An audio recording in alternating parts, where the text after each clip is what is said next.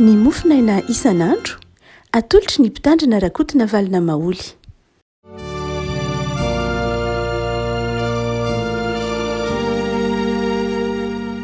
Falmeraba antsika rehetra rehafako malala tratrity somafa 20 ny volana febroary ity dia manonona ny fahasoavan'i Jesoa amintsika rehetra.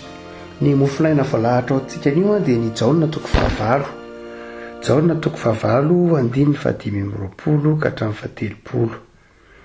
Jaona 9 andiny 520 ka hatramin'ny 70. Vakitsika amin'ny anaran'i Jesoa.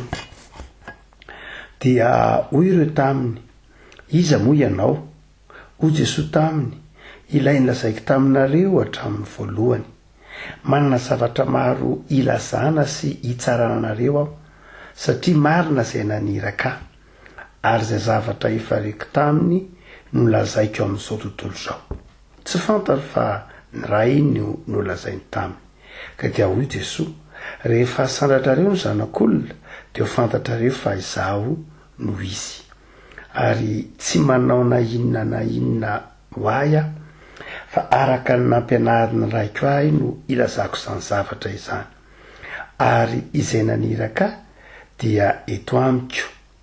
Tsy nandao ahy ho irery izy, satria izaho manao izay sitrany mandrakariva. Raha nanao izany teny izany Jesoa dia maro no nino azy. Ray masino manamasinana amin'ny fahamarinana, ny teninao no fahamarinana. Amen. Ny 20 no entana mampaheranao ry havako. Hoy Jesoa, rehefa sandratrareo ny zanak'olona dia ho fantatrareo fa izaho no izy. Rehefa sandratrareo ny zanak'olona dia ho fantatrareo fa izaho no izy. Teny fararahidy ity teny ity hoe izaho no izy. Mampatsiaro antsika ny fanontaniana izay nataon'i Mosesy tamin'Andriamanitra ao amin'ny Exodus 7 manao hoe, raha manontany ahy ny zanak'Israely hoe iza moa naniraka anao, dia iza ny anaran'izany Andriamanitra izany, raha izay no azo ilazana azy Exodus 7. Dia hoy ny Tompo manao hoe, lazao amin'ny zanak'Israely hoe izaho no izy, na hoe izaho lay tsy miova, na izaho lay ankehitriny, izaho izay izy, na izaho lay ankehitriny sy lay taloha ary mandrakizay, izaho izay izy. Ary raha mbola dika amin'ny teny tsotsotra kokoa amin'ny mora zahoantsika azy ity dia ny hoe izaho lay hatrizay ka ho mandrakizay. Raha manao zany Jesoa eto manao hoe rehefa sandratrareo ny zanak'olona dia ho fantatrareo fa izaho lay ankehitriny sy taloha ary mandrakizay, izaho ilay hatrizay ka ho mandrakizay. Rehefa malala, rehefa asandratra zany ny zanak'olona dia fantatra amin'ny tena endriny marina izy. Rehefa asandratrareo ny zanak'olona dia ho fantatrareo amin'ny tena endriny marina izy, amin'ilay tena mandriamanitra azy izy, amin'ilay mahamandrakizay azy izy. Inona dikany hoe asandratrareo ny zanak'olona? Amin'ny Jaona izay nanoratra ity filazantsara ity, raha ovintsika ny mahafantatra an Jesoa amin'ilay tena mahandriamanitra azy. Ny olona rehetra izay nahita an Jesoa zany dia niara-belona tamin'i Jesoa, dia Jesoa lay tambanivohitra, lay avy any Galilea, lay tantsaha, ilay nandeha tongotra, ilay nitaingina zana-biriky, ilay olon-tsotra aza, ilay zanak'i Josepha. Izay ihany no hitan'ny olona, ny akabeazan'ny jiosy, dia izay ny hitany tamin'i Jesoa. Ny fariseus sy ny mpanorandalàna dia ny fahitany an'i Jesoa dia olombelona tsotra. Dia mety ho manatombo amin'ny fahazavantsaina fa tsy dia neritreretiny hoe ho Andriamanitra. Ary izay mahatonga ny hitantsika amin'ny Jaona 4 lay na dia natalaina raha resaka tamin'i Filipo dia mbola niteny manao hoe inona moa ny mba zava-tsoa an'i Nazarety. ahoana ny lazanao fa lay zanak'olona lay mesy lay nandrasana dia any Nazareta. Zany hoe tena teo amin'ny fiainan'i Jesosy amaha olombelona azy lay Jesosy zay ara-tantara hitan'ny olombelona hitan'ny jiosy zany sy manodidina azy dia lay Jesosy sy ny fahatsoram-piainany, lay Jesosy zay ataontsika hoe tahaka ny olombelona tsotra fotsiny zao ny fahitany azy noho ny fahajambana ra-panahy teo aminy.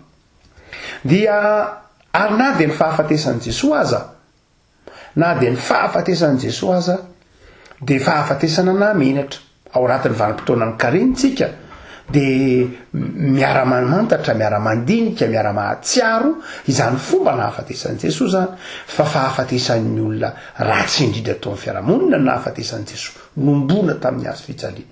Tsy mbola nisy olona manakaja, tsy mbola nisy olona ambony, tsy mbola nisy olona tsara firazanana na tsara fiaviana na nahita fianarana na manana zay maizy azy koa nombona tao amin'ny hazo fijaliana. Izay olona farahidiny indrindra sanatria fakofakon'olona no nombola tamin'ny hazo fijaliana tamin'ny andron'ny Romana. Zany toerana zany anefa no niraisin'i Jesosy. Ary na ny toerana nanomboana azy tamin'ny hazo fijaliana aza dia tany ivelan'ny tanàna. Zany hoe noarina sanatria ho toy ny mandoto tanàna, noarina sanatria amin'ny fako any ivelan'ny tanàna no nomboana tamin'ny hazo fijaliana. Ary amin'ny fotoana io eny etapy tendrombohitra lalovana lalakely tazan'ny olona rehetra hoe io eny fanomboana tamin'ny hazo fijaliana lay nitory na nilaza ny tena no zanak'Andriamanitra. Dika zany dia izao enatra raha maha-olombelona, enatra ny fahafatesan'i Jesosy tao amin'ny hazo fijaliana raha maha-olombelona. Zay nge natonga amin'ny mpianatra ny hery, zay natonga amin'ny mpianatra ny sitrika ny idematrano menatra noho n'io fahafatesan'ny tompo tamin'ny fomba izay ataontsika hoe mahamenatra io. Dia zay nefa no hitan'ny olona, zay fahatsoram-piainan'i Jesosy, izay fahafatesan'i Jesosy toy ny fahafatesan'ny olona tsy ilaina ao amin'ny fiarahamonina. Zay ny fahafatesan'i Jesosy. Dia hoy Jesosy manao hoe raha sandratrareo ny zanak'olona amin'ny fotoana nandratanareo ny zanak'olona dia ho hitanareo ny maha-Andriamanitra azy, ho hitanareo amin'izay tena izy marina Jesosy. Dia avako malala inona ny dikan'izany. Dika zany dia izao raha tsy manandratra an' Jesosy amin'ilay tena maha izy azy tsika dia tsy mahita ny voninahiny. Jesosy zay maty tao amin'ny hazo fijaliana nombona teny an-tapy tendrombohitra fa rehefa nitsangana tamin'ny maty dia tsy teny an-tapy tendrombohitra koa no nitsangana tamin'ny maty. Tsy ny olona rehetra ny vavolombelon'ny fitsakanan'i Jesosy tamin'ny maty fa vitsivitsy ihany.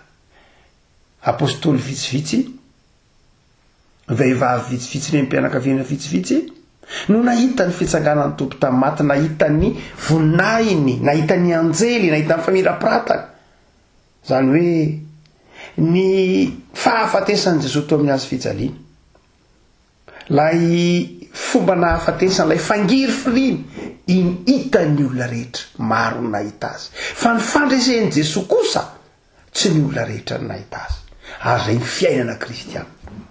Ny fiainana kristiana dia izao mety ho hitan'ny olona rehetra indraindray eo amin'ny fiainana kristiana ny hitazanan'ny olona azy dia lay lafiny fangiry firiana, lay lafiny fijaliana, lay lafiny fiaretana. Mety ho izay no ahitany zao tontolo izao ny fiainana kristiana. Fa izao vitsy ny tena mahita ny famirapiratany fiainana kristiana. Zay mety ho ahitany zao tontolo izao ny fiainantsika pino dia mety ho faharesena indraindray satria mandevitra tsika. Zay mety ahitany zao tontolo izao ny fiainana kristiana dia mety ho fahakiviana indraindray satria tsy mamaly isika. Zay mety ho hitany zao tontolo izao ny fiainana kristiana dia mety ho fisentona satria tsy miara-mifaly aminy amin'ny fomban'izao tontolo izao isika. Zay mety ahitany zao tontolo izao ny fiainana kristiana dia mety ho fahatsoram-piainana satria tsy mandany ny herim-pontsika sy ny fitiavantsika amin'izay fiainana zao tontolo izao isika, fa miaina amin'ny fahatsoram-piainana, miaina amin'ny fanetretena dia tsy hitan'izao tontolo izao zany. Fa lay fifalim-po, lay fandresena kosa dia isika ihany mahita azy.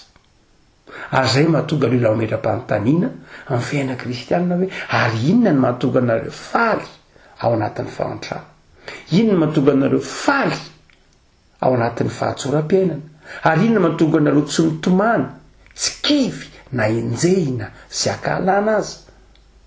Mahatonga Paoly miteny hoe voakeja manodidina ankezahay nefa tsy tery. Satria nahoana ry havako malala? Satria tsy ny olona rehetra kory no mahita ny fandresen'i Jesosy. Hoy ary Jesosy eto, raha sandratrareo ny zanak'olona dia ho fantatrareo fa izaho no izy. Rehefa sandratrareo ny zanak'olona. Inona moa zany hoe rehefa sandratsika ny zanak'olona? Inona zany hoe kristianina na fiangonana na mpino manandratra ny zanak'olona? Farafakeliny zavatra telo. Voalohany, zany kristianina manandratra ny zanak'olona izany ry havako malala dia kristianina izay mino fa maty ho azy Jesosy, mino fa maty ho azy iny Jesosy maty tao amin'ny hazo fijaliana iny inge zanak'Andriamanitra. Zany hoe mandray ilay fangiry firiany Jesosy ho fangiry firiany. Zay nge mahatonga ny tompo ny teny manao hoe, mahatonga ny Paoly ny teny manao hoe voaomby niaraka amin'ny Kristy tamin'ny hazo fijaliana ary tsy zaho tsony ny velona fa Kristy ny velona ato anatiko. Galatiana 4:7. Zany hoe tsy mahita ny fandresen'ny Kristy ianao raha tsy niara-nangiry firy tamin'ny Kristy. Tsy enatra ho anao mihitsy zany ny fangiry firian'i Kristy. Fijoroana vavolombelona ho anao ny maha-kristianina anao. Hoy Paoly amin'ny Galatiana, zao aza misy manelingelina itsony ianareo fa za efa mitondra ny mariky Jesosy Kristy tompo eo amin'ny fiainako. Zany hoe ny fiaina kristianina rehefa malala, ny mahamaika ny kristianina ndraindray na ny mahamaika an'izao tontolo izao fa ny kristianina moa efa manana ny tompo izy, fa ny mahamaika an'izao tontolo izao ndraindray dia zao ny famira-piratana. Fa ny kristianina rehefa malala dia zao ny fiainana miaraka amin'Andriamanitra dia fanekenao aloha, hanafaona ny tenanao ary anaiky ny fijalian'i Kristy sy ny fangiry firiany miara-miombona aminy amin'izany. Zay ny dikany hoe kare. Ny tompo ange tsy manaiky hoe tsy miteny manao hoe raha tsy mitondra ny hazo fijaliako e, fa raha tsy mitondra ny hazo fijaliany, tsy ny hazo fijaliany Jesosy nge no entinao hoe tsy zakanao ny hazo fijaliany Jesosy, fa ny hazo fijalianao.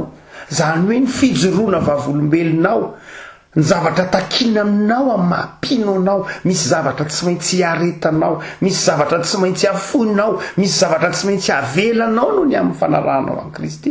Zay le hoe mitondra ny hazo fijaliany, mitondra ny hazo fijaliany manaraka ny Kristy. Zany hoe ekenao fa io Jesosy io nge dia tompo sy mpamonjy, ary mifangiry firianao dia zao no ny amin'ny fanarahana ny Kristy dia zao lalam-piainana, lalam-pamonjena ho anao zany. Manandratra amin'ny Kristy io itsika dia manaiky an'i Jesosy ho tompo sy mpamonjy azy. Ndraindray ny olona te hamindratra nefa tsy te hangiry firy, ary matetika rehefa malala ny manimba zavatra na amin'ny lafiny ara-panahy io na amin'ny lafiny maha-olombelona io dia zao ndraindray ny famira-piratana tsisy fangiry firiany, ny famira-piratana tsy misy fiaretana. Tian'ny olona ny amirapiratra, tian'ny olona ny hazo fandresena, fa tsy tian'ny olona ny miaritra, tsy tian'ny olona ny miaritra, tsy tian'ny olona ny maharitra. Efa tentsika teto amin'ny toriteny mandrakariva lay finaina mona toriteny hoe avec sans péril en triomphe sans gloire. Ndraindray le olona zay ataontsika hoe iainan'ny olona ny hoe zay rangaty andresy ary ndraindray dia sakaizan'ny mpandresy daholy ny olombelona, nefa tsy ao anaty mihitsy ny faharetana na ny fiaretana amin'ny fahoriana. Ny fiteny teo hoe triomphe sans gloire. Aiza nisy an'izany? Hoe dia zay te andresy fotsiny, te hamiratra zay, nefa zay fandresena tsisy voninahitra ke zany fandresena mepotsiny tsy misy faharetany zany de afako malala tsy miara mitsangana am' Jesosy amy paky ianao raha tsy miara-nobonana tamin'ny hazo fijaliana. Ary zay nydikany batisa hoe Paoly Romanina 9 tsy fantatrareo ve fa na iza ianareo no natao batisa ho an'i Kristy de niarana levina tamin'i Kristy ary niarana tsangana tamin'i Kristy. Zany hoe raisinao an'ny tenanao nienatry Kristy tsy maninona mihitsy raha zay nazahoanao azy raisinao an'ny tenanao lay fangiry firin'i Kristy na ny marimarina kokoa noentinao tao amin'ny hazo fijalian'i Kristy koa aza nofinao Galatiana 5 izay rehetra an'i Kristy de nanombo nofiny tao amin'ny hazo fijaliana re avako malalo asandrato Jesosy de ho hitanao ny voninahiny ino izy fa matoanao. Fa ny faharoa ny dikany hoe manandratra ny Kristy koa re avako malala raha araka an'izao hoe mino an' Jesosy tompo sy mpamonjy ianao mino fa zanak'Andriamanitra fa sao re avako malala manaraka ny didiny didy vaovao nomeko anareo de mba hifankatiavanareo ny hoe aza atao hoe manandratra an'Andriamanitra ianao raha tsy manaraka ny sitrapon'Andriamanitra aza atao hoe manandratra an' Jesosy anao raha tsy arahanao ny didin'i Jesosy ny afatry Jesosy tsy hoe iainanao ihany ny famonjena nataon'i Jesosy hoe tompo ity ny hazo fijalianao famonjenao ary de mitondra n'izany zavatra zany ny fahotako eo amin'ny hazo fijalianao miarabelona aminao olom-baovao fa izao iainanao ve ny didin'i Jesosy iainanao ve ny olona manandratra an' Jesosy ka mahita ny voninahitry Jesosy de izao ny olona miaina ny didin'Andriamanitra. Tandrezaka re avako malala tsy mety mahita ny voninahitr'Andriamanitra takona amitsika ny voninahitr'Andriamanitra satria nahoana satria tsy manandratra an' Jesosy tsika satria tsy manandratra n'Andriamanitra ny tenatsika no asandratsika ny tsangakevitrytsika no asandrakitsika ny politikatsika no asandratsika ny fiainatsika zay mpanota ratsy no asandratsika de tsy miariary amitsika mihitsy ny voninahitr'Andriamanitra tsy hitatsika mihitsy ny mampamonjy an'Andriamanitra eo amin'ny fiainatsika ary sanatria Andriamanitra resy ary mety ho hitatsika satria tsy hitatsika le voninahitr'Andriamanitra satria tsy asandratsika Andriamanitra ka tsy ataotsika eo amin'ny toerana zay tokony isy azy izy ary ny fahatelo de zao re avako malala ny hoe manandratra an' Jesosy de zao manaiky ho vavolombelony iainanao ny didiny fa izao re avako malala manaiky ianao ho vavolombelony irahana miasa ho azy. Jesosy angeny tenin'izao hoe arasa raha azonao an-tsaina ny dikany tenin'i Jesosy manao hoe hanao asa lehibe noho zaza nge ianareo azonao sary an-tsaina ve zany hoe Jesosy no nitenen'izany aminao ianao olombelona io tenenan'i Jesosy manao hoe rehefa tonga ny mpananatra de hitoetra aminareo izy ary hanao asa lehibe noho zaza ianareo ahoana ry avan'izany hoe asa lehibe noho Jesosy asan'i Jesosy nataontsika Jesosy nge maty tao amin'ny hazo fijaliana fa ina tiany Jesosy tenenina vavolombelony manandratra an' Jesosy tsika ka mahita ny voninahitry Jesosy am'izay tena mahandriamanitra azy mahita ny fandreseny eo amin'ny fiainatsika mahita ny famirapiratany tsy mila miady varotra akory aza tahaka ny Mosesy nge mbola niady varotra tamin'Andriamanitra hoe aoka hita ny tavanao aoka hitanao Andriamanitra fa raha manandratra an' Jesosy itsika de hitatsika eo amin'ny fiainatsika ny voninahitr'Andriamanitra hitatsika miariary hitanao amin'ny fiainanao manokana ny voninahitr'Andriamanitra de afako malalo te ahita ny voninahitr'Andriamanitra ianao te ahita ny voninahitry Jesosy eo amin'ny fiainanao amin'ny fiainan'ny fiangonana amin'ny fiainan'ny firenena andao asandratra Jesosy am'izao kareny zao omeo ny toerana tokony isy azy izy tena ekenao ve fa matoanao sy mpamonjy anao Jesosy tena ekenao ve ny anaraka ny didiny amin'ny fitiavana amin'ny finoana amin'ny faharetana ary tena ekenao ve ny vavolombelony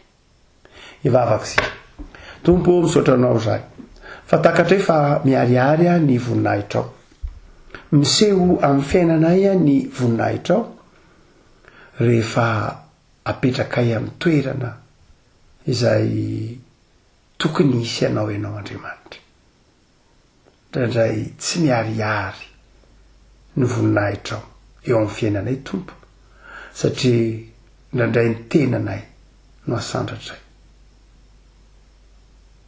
ndraindray ny sitraponay, ny fitiavan-tenanay, ny manodidina anay, ny zavatra nomenao anay indray aza no asandratray, dia tsy tazanay, tsy hitanay, miafina aminay ny voninahitra, ny mahaenao anao, ny mahamandrakizay anao, ny mahampandresy anao Andriamanitra ao am' Jesosy.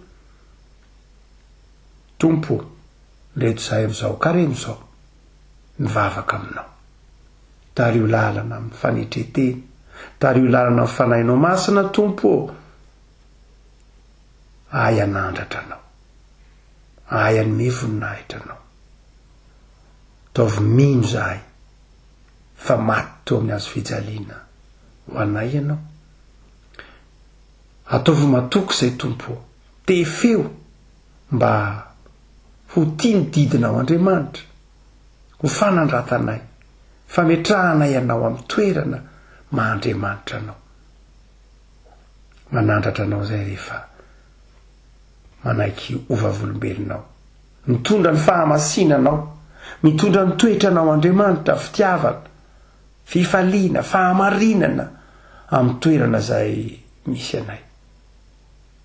Jesosy, karemy andro mitodika amin'ny fangiry firinao tao amin'ny azo fijaliana ny mpino rehetra maneran-tany, isan'izany zahay, ataovy mahay manandratra anao zahay, mba hisehon'ny voninahitrao eo amin'ny fiainanay, dia mametraka ny fiainanay eo am-pelantananao zay Jesosy. Raha mitavozavoza sy marefo zahay, raha tsy mahajoro vavolombelona izahay, azony mamindrafo aminay am'izao kareno zao, havaoza ny fanoloran-tenanay mba ho zandry manandratra anao ny fiainanay isan'andro, amin'ny anaranao Jesosy Kristy mpamonjy. Amen.